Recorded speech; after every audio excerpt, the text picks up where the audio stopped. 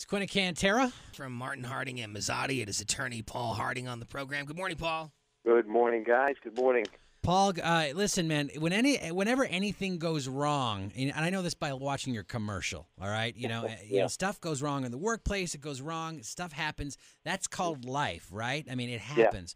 But we all have accountability in one way, shape, or form. And so I'm thinking about this plane crash in Clifton Park last a couple weeks ago. And, you know, the pilot, Jim Quinn, who was the other man on the plane, passed away yesterday. And I was thinking, whose fault is this, you know? You know, when planes fall out of the sky, something went wrong. James Quinn, in addition to just being someone who just is beloved in the community, he had a tremendous amount of flight experience and hours and training and certificates. So we've got ourselves someone up there who is who any of us would fly with in terms of what his credentials are. So how did the plane come out of the sky? And that is exactly what the Federal Aviation Administration is going to come up with.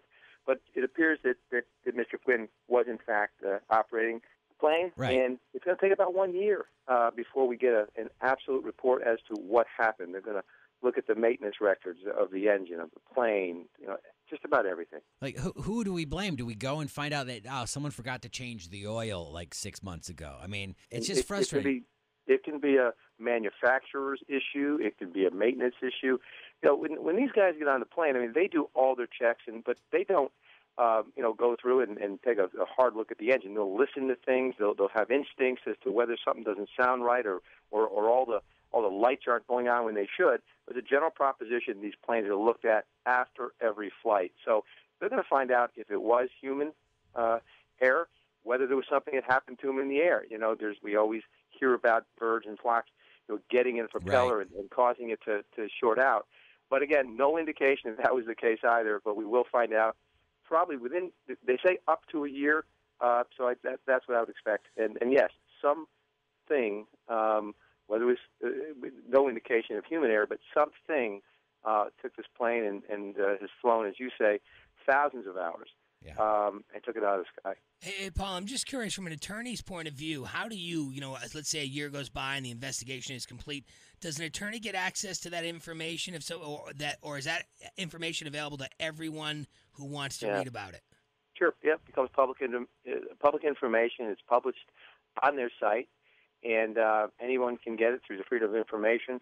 And as an attorney, if an attorney is looking at this case, they're going to go ahead and hire their own expert, an expert who's going to be able to have the ability to go over the wreckage and to look at the records and look at the investigation and maybe come up with different opinions or maybe consistent opinions. So, yeah, it is a report that when it does come out, everyone could get a look at it. I want to get me some of that hantavirus, but not die from it. And then I want Paul and I to sue the National Park Service. This is make a the virus that killed a couple people in Yosemite Park. Yeah. Quinn's. Oh boy, I had not heard about that. It's on the webpage. It's really a big deal, Paul, in Quinn's mind. It's a big deal in the two people's families who died. I'd say I would keep an eye on the West Nile. That's the one that's scaring me. That doesn't worry about me. I got air conditioning. I don't even open my windows.